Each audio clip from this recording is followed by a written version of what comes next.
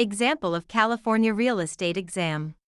Question 1. Broker Julia receives an earnest money deposit of $9,000 from buyer Ian for a property in Oakland. Under California law, how many business days does Julia have to deposit this money into a trust account or neutral escrow? 1 business day, 2 business days, 3 business days, 5 business days. California real estate law requires a broker to deposit trust funds, like earnest money, into a trust account, neutral escrow, or hand them to the principal within 3 business days of receipt.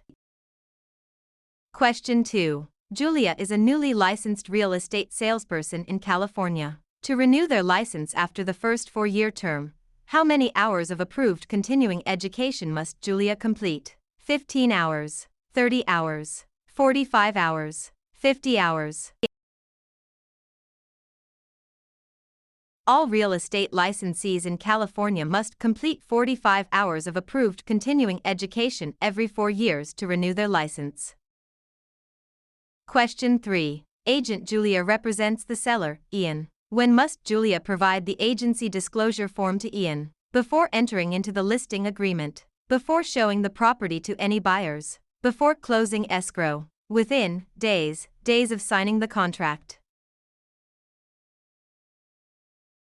The listing agent must deliver the agency disclosure form to the seller before entering into the listing agreement. Question 4. Julia purchases a home in Oakland for $178,000. Under California's Proposition 13, what is the maximum annual percentage increase in the assessed value of the property, assuming no change in ownership or new construction? 1%, 2%, 3%, percent. Proposition 13 limits the annual increase of the assessed value of real property to a maximum of 2% per year, unless there is a change in ownership or new construction.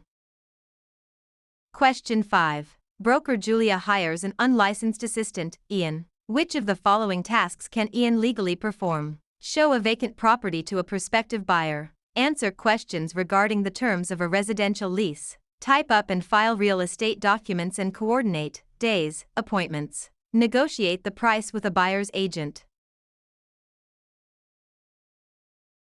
Unlicensed assistants can perform clerical duties, such as typing, filing, and scheduling appointments, but cannot perform acts that require a real estate license, like showing properties or negotiating.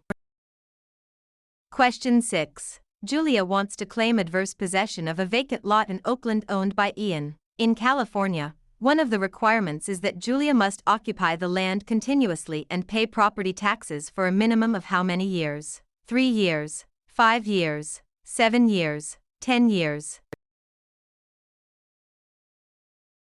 In California, adverse possession requires open, notorious, continuous, and hostile possession under a claim of right or color of title, plus payment of property taxes, for a period of 5 years. Question 7. Contractor Julia completes a remodeling job on Ian's home in Oakland but is not paid the $9,000 owed. If Julia wishes to file a mechanic's lien, they must have served a preliminary notice within how many days of starting work? 10 days, 15 days, 20 days, 30 days. A preliminary notice must be given within 20 days of first furnishing labor, materials, or equipment to preserve the right to file a mechanic's lien in California. Question 8. Broker Julia takes an exclusive right to sell listing from Ian for a property in Oakland. The property sells for $178,000. Julia retains all records of this transaction. Under the California Business and Professions Code, how long must Julia keep these records? 1 year, 3 years, 5 years, 7 years. Real estate brokers must retain all records regarding real estate transactions for a period of 3 years from the date of the closing or the date of the listing if the transaction is not consummated. Question 9. Which type of deed is most commonly used in Oakland, California to transfer title to real property, which includes 2 implied warranties from grantor Julia? Quitclaim deed, warranty deed, grant deed, trust deed. The grant deed is the most common instrument used to transfer title in California. It carries two implied warranties: that the grantor has not already conveyed title to another, and that the estate is free from undisclosed encumbrances made by the grantor. Question 10. Julia applies for a loan of $178,000 and is provided a loan estimate. Under the TILA-RESPA Integrated Disclosure (TRID) rule, how many business days after receiving the application must the lender provide this estimate? 1 business day, 3 business days, 5 business days, 7 business days. Under TRID, a lender must provide the loan estimate to the borrower within 3 business days of receiving the loan application. Question 11. Under the subdivided lands law in California, a public report is required when a property in Oakland is divided into how many parcels for the purpose of sale, lease, or financing? 2 or more, 3 or more, 4 or more, 5 or more. The subdivided lands law applies to the subdivision of land into 5 or more parcels for sale, lease, or financing.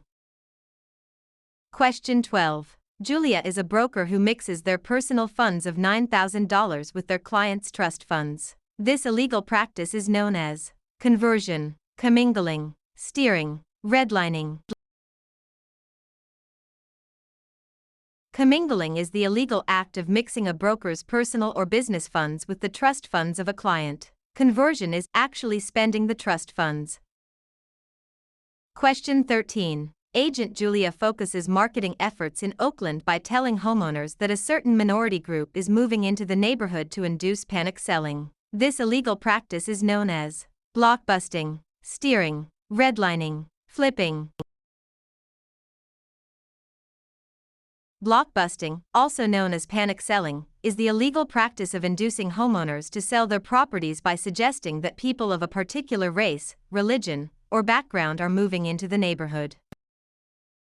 Question 14. If Julia obtains an easement by prescription over Ian's land in Oakland, Julia must have used the property hostilely, openly, continuously, and notoriously for a period of at least 1 year, 3 years, 5 years, 10 years.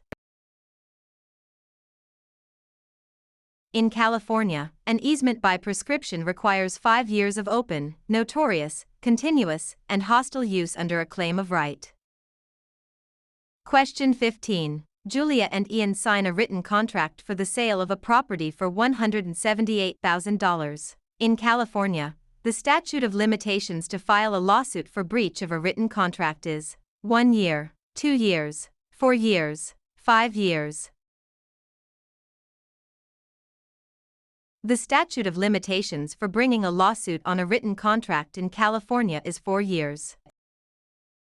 Question 16. When calculating the property tax on Julia's home in Oakland, the county tax assessor uses the property's market value, assessed value, appraised value, replacement cost. Property taxes are based on the assessed value of the property, not the current market value or appraised value. Question 17. To create a valid joint tenancy between Julia and Ian for a property in Oakland, which 4 unities are required? Time, title, interest, possession. Time, title, consent, payment. Agreement, consideration, title, possession. Interest, possession, funding, signature.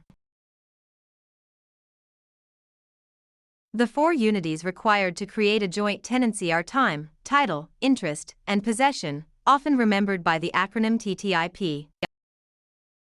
Question 18. Broker Julia holds an open listing on Ian's property in Oakland. Julia will only earn a $9,000 commission if they are the first to show the property, the procuring cause of the sale, the listing broker of record on the MLS, able to hold days, open houses.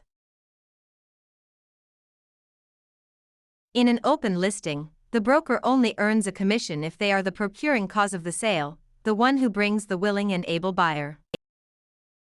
Question 19. Julia executes a deed conveying property to Ian. For the deed to be valid in California, it must contain all of the following except a granting clause, the signature of the grantor, N1, the signature of the grantee, N2, An adequate description of the property.